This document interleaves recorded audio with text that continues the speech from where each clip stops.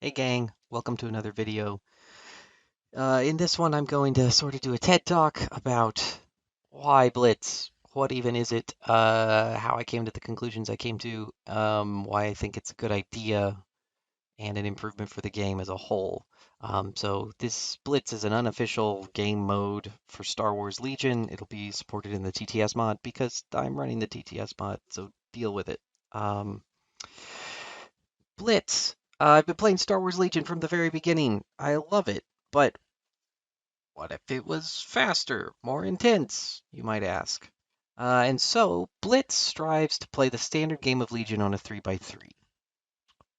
To solve this, all we really have to do is remap the deployment zones that exist for standard play from the battle deck to 3x3 board, and we'll use the same rules so that everything mostly works the same, right? We're going to take the lightest touch possible to create the most meaningful delta we can and see if it does improve the thing.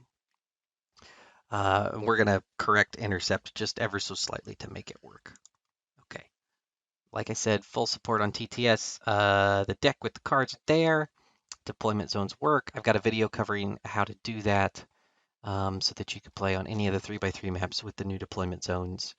You can use your standard battle deck, do all your cuts, and then load up the correct deployment zone for the 3x3 after you sort of start your game mostly normally. So why do this? Why move the game to a 3x3? Legion has a few problems and then a couple things that I think could be improved. One specific problem. Playtime could be better, right? Like in a lot of cases, veteran players who've played together a bunch, who know all the things going on in their armies and each other's armies can play very quickly. You can play a game in an hour and a half. It's very doable. Um, but the average game at game store on game night with, the casual can be a 3 hour ordeal. On TTS, sometimes things are slower based on people's, alacrity with the software and their hotkeys and everything else. The internet connection, all the sort of additional technical difficulties that layer adds to the equation. Second, terrain and space are a barrier to entry for this product, right? I think the cover rule changes that we saw, we all wailed and gnashed our teeth about, I think were actually quite good and quite sensible. And it lets you have less terrain on the table to get the same net result, right? Because you can no longer thread needles through itty bitty gaps in lots of terrain. Now, as long as your toe is behind some piece of terrain, you've got the cover. And that makes it easier to put out a good table because you don't need as much stuff. But if you only needed a 3x3 table, you'd need about half as much stuff. And you would take up about half as much space. And that would be a net improvement for most venues, including your kitchen table, right?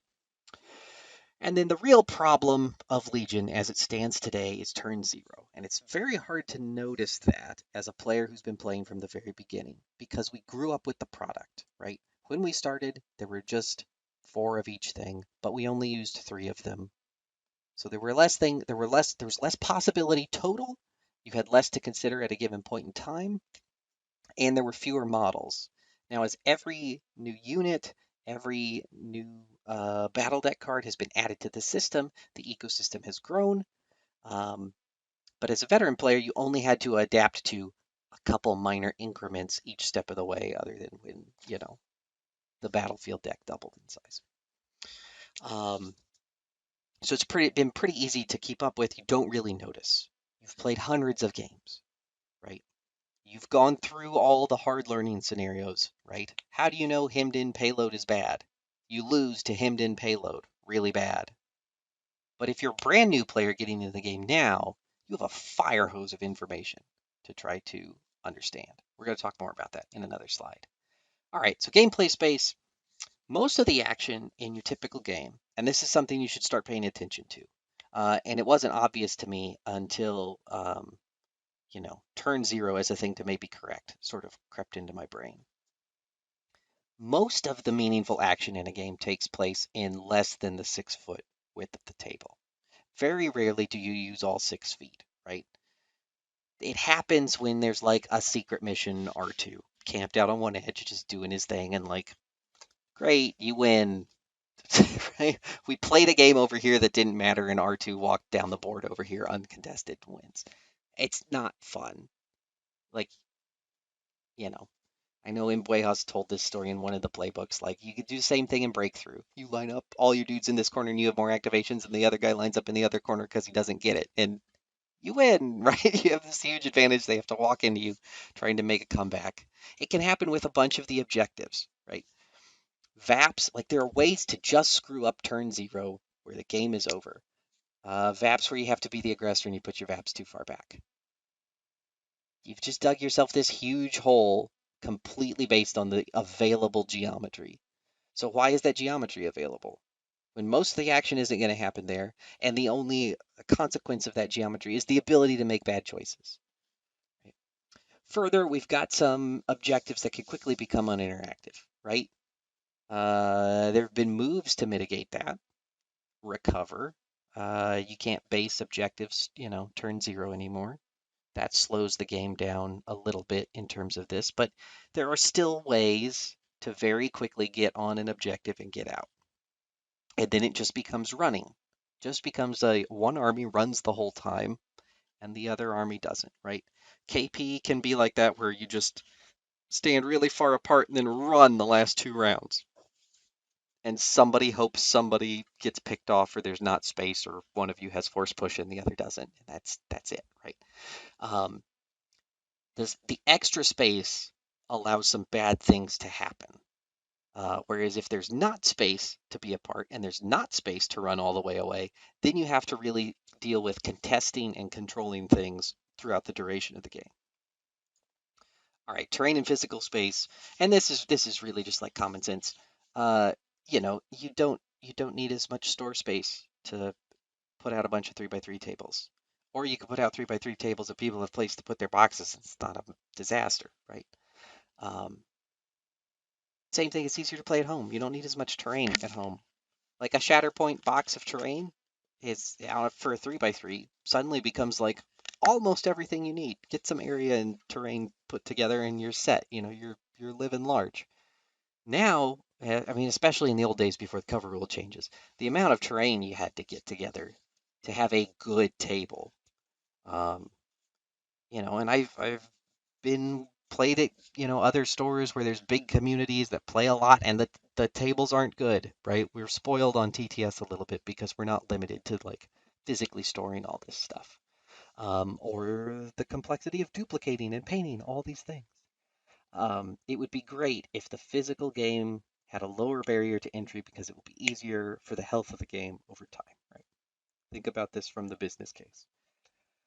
Turn 0. I love Turn 0. It is incredibly fun. The chess match of what does your opponent's army want to do? What does my army want to do? What does the board look like? What side of the board did we pick or they pick?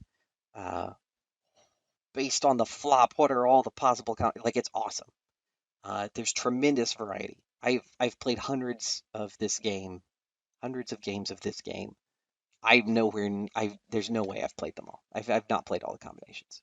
I don't. It's a lot of combinations. You'd have to like try to play all the combinations. And for some reason, I just always end up playing payload, so I'm never going to get there. Uh, Turn Zero is incredibly punishing to new players in a way that's not compelling, right? Think about all the like cases where you just lose, right? And then if you do it wrong, for the next 2 to 3 hours, you're just going to find out. You're just going to spend 2 to 3 hours finding out that you're in such a deep hole you're never going to get out. That sucks. That's a really negative play experience. And so there's a lot of tension between this like really compelling, interesting bid process and then, oh no, it all went really horribly wrong, right? Like the floor is way too low. These choices are really super interesting and meaningful, but the floor is way too low. You could screw up too hard where the game is toast and it's just over, right? Like as veterans who've played a bunch, you've probably played a game where you're like, I've got this in the bag. Like as long as the dice don't go astronomically wild, this game's over, right? I've won turn 0 so hard that I'm so far ahead. The door's shut. Think about all of the combinations of things that are incredibly bad to walk into. Hemmed in payload. Like I have had new guys come in or guys who've only played a handful of games show up at the local store and we're like doing turn zero and like, we're talking through it and I'm like, listen, man, don't let this happen. You need to cut one of these things. Look at the board. Here's why you're going to have to go that much further than I'm going to have to go. Don't do it. You know, you should cut one of these, right? Like, that's not a thing that should have to happen in the game. That should not be a scenario that can occur. It's just bad. And that's not even getting into like units, right? Yoda, Chewie, recover. Think of all the guys who are great at hostage.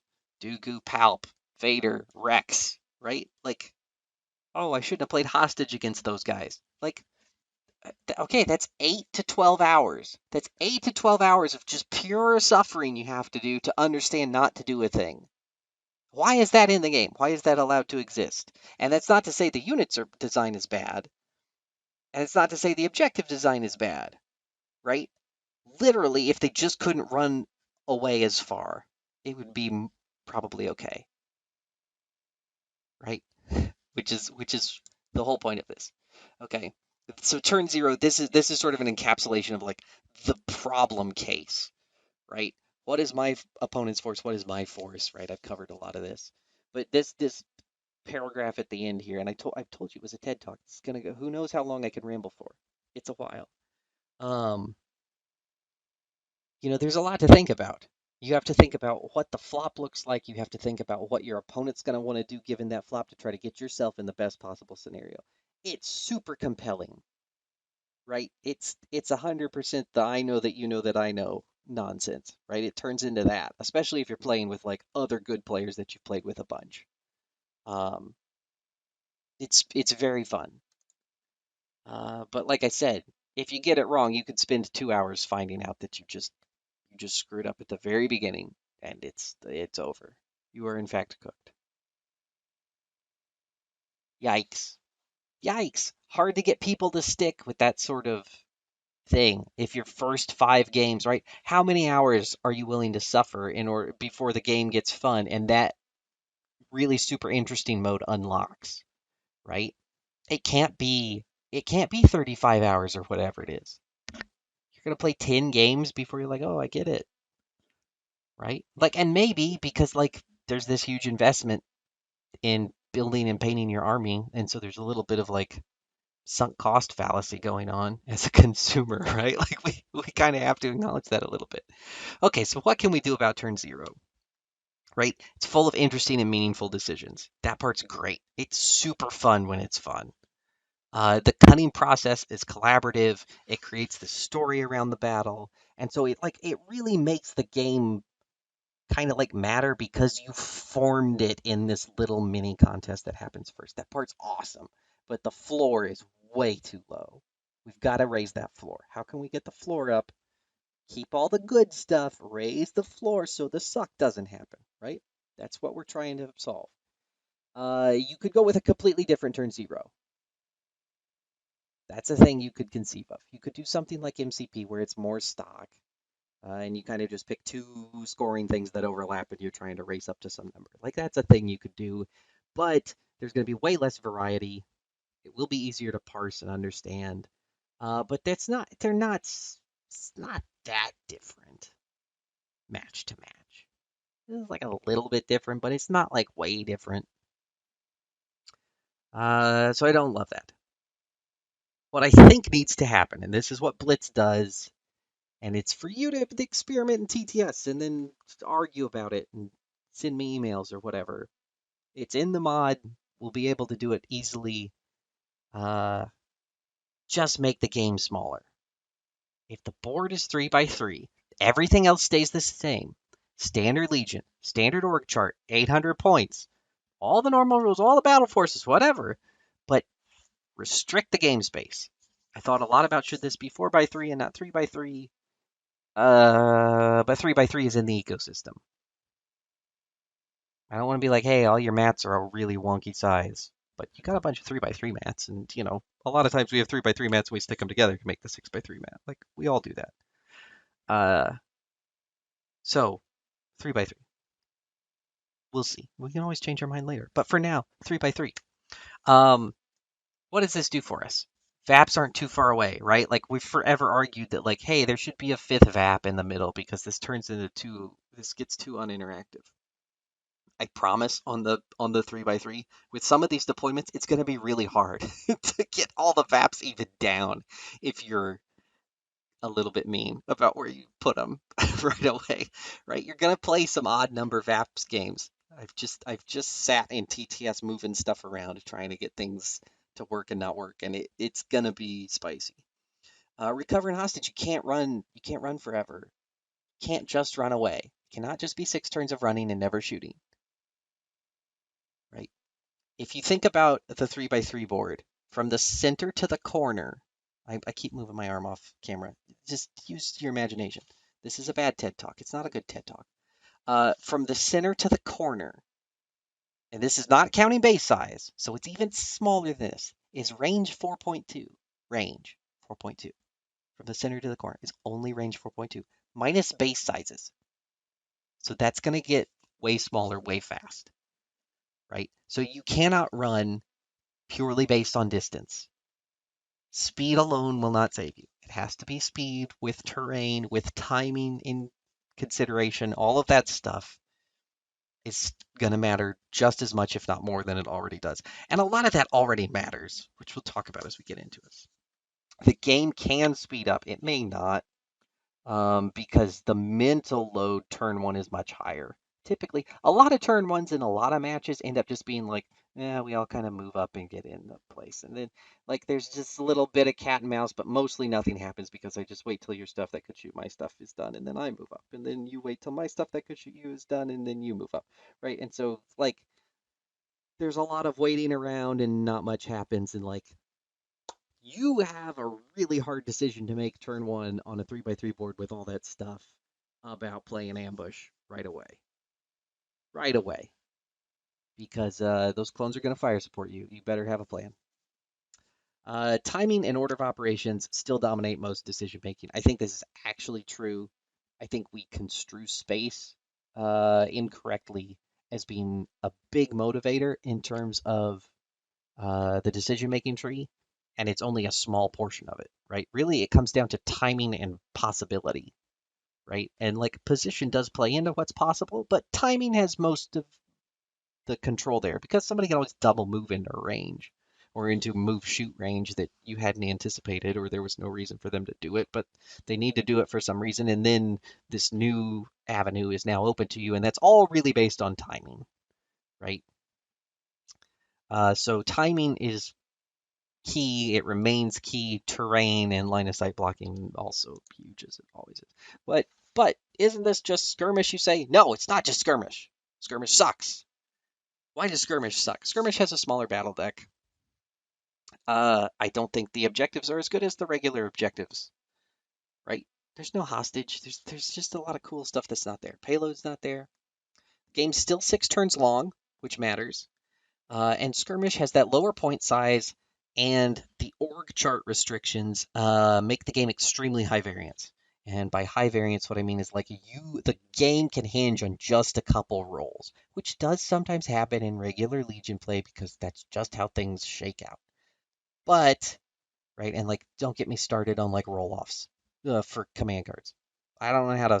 I don't have a plan for that one yet. But like command card roll-offs are monumental.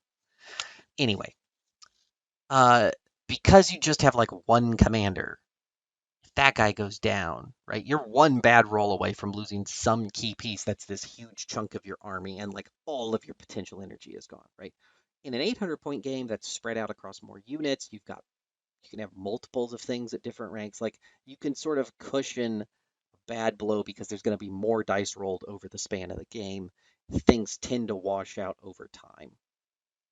We've all had bad dice games. There's still dice. Dice are still going to do dice things. But the standard format with the standard size armies is going to mitigate that more than when you just play skirmish. But XYZ unit will suck / rule because of this change. Like, yeah. I mean, there are good and bad units in the current meta. If we change the geometry, like it will impact the meta somewhat. Um, there will still be good and bad things, right? Like, oh, I can't play my FDs because the board's too small. Like, no, your FD can shoot every round.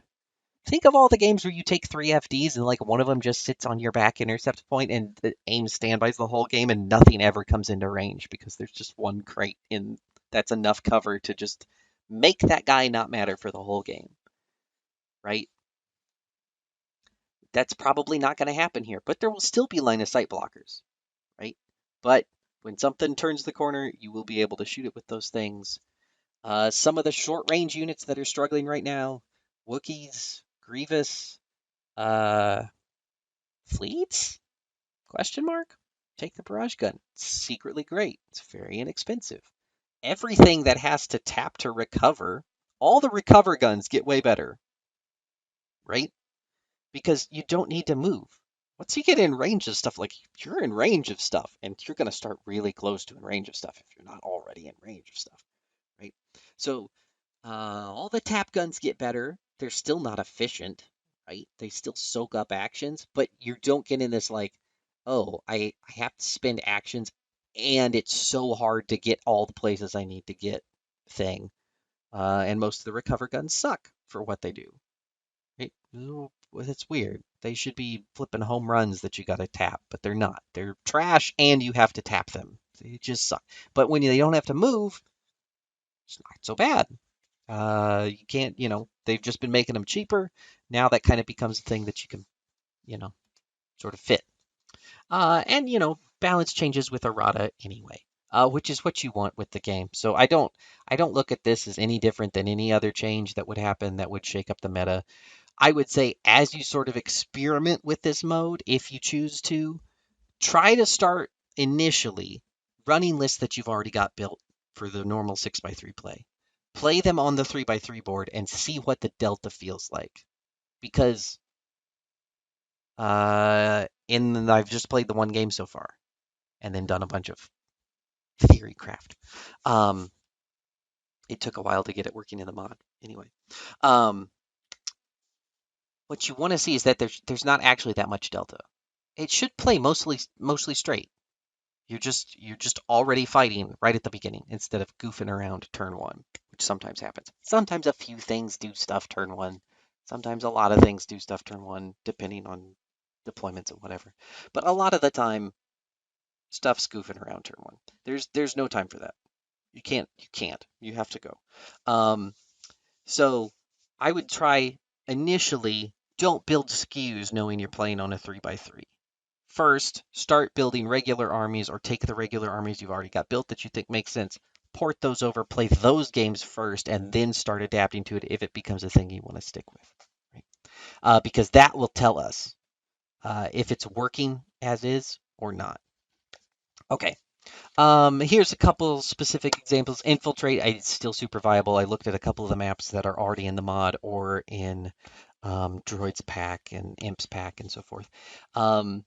And there are good spots to infiltrate from many angles on all these maps. Like, the timing of infiltrate is still going to matter a lot, right? I think infiltrating Vader actually starts to be a thing that makes sense, which is weird. You know, but because you can really have him in there early, really have him in a specific spot early, which is cool. Um, which on a 6x3, a lot of times that doesn't make sense. The reward is not great. You can't zone hard enough versus having the stuff. But because everything's so compressed, you can hide faster and so on. I mean, sharpshooter's still going to reign supreme because the way cover works, right? So there you go. So here's the summary for Blitz. 3x3 deployments for standard play. That's the big change. Make turn 0 less punishing, right? That's really the goal. There's just not space, right? All the other decision making still exists. It will still be hard to play hostage against the people it's hard to play hostage against. Just is. But your hostage can't get pulled too far away and their hostage can't run too far away. You will have time to stay in the game because things just cannot physically get too far away. Um, The turn zero variety remains, and it's still super engaging because you're still doing the normal cut bid process, so on. And you can play all this on TTS. Send me your feedback, bucketheadbits@gmail.com. And we'll keep tinkering with it if it's a thing that people actually do and care about.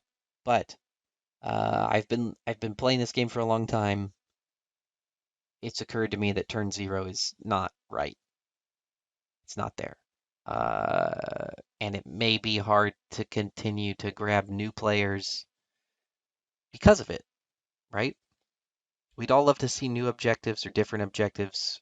Um, but what we have is actually really rich and interesting. Some of them just the geometry lets them become a thing that's not fun and not interactive, and that is objectively bad. I put that pun in there somewhere, but I don't think I said it.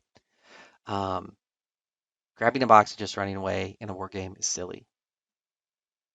Doing a thing where your opponent just has to also just run the whole time to try to deal with you is not fun, right? There's no play and counterplay there.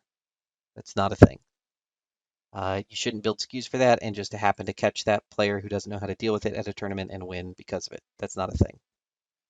Um, right? Everybody needs to be in it potentially every game. Now, there's all sorts of variables here that can make it really spicy, all sorts of directions, and all that still exists, right? I think the proximity makes a lot of these things wild. Like getting 6 supply crates down is crazy, and then you're like, oh, everything's right here. Yeah, you still don't have time to get to any of them. You don't have time to pull crates because you're too busy shooting stuff. It's bonkers. And I think Minefield is gonna be just insane. They're all crazy. It still feels like Legion. Nothing really changed. Um, I was just terrified. I had to go early. I blew a bunch of 1 pips my first 2 rounds. On like with the Dooku list, I wouldn't normally do that kind of thing. Normally kind of slow roll it, but I got rattled. Shook me up. I don't know. It's gonna be different. It's gonna be interesting. Check it out. It's in the mod. I've got a video showing you how to do that. I've got another video going over all the deployments, what they look like, and modifications to intercept, which is to just like place them away from the center point like you normally would. You'll see it. This stupid talk's long enough. You get the idea. Uh, have fun. I hope you roll exactly average.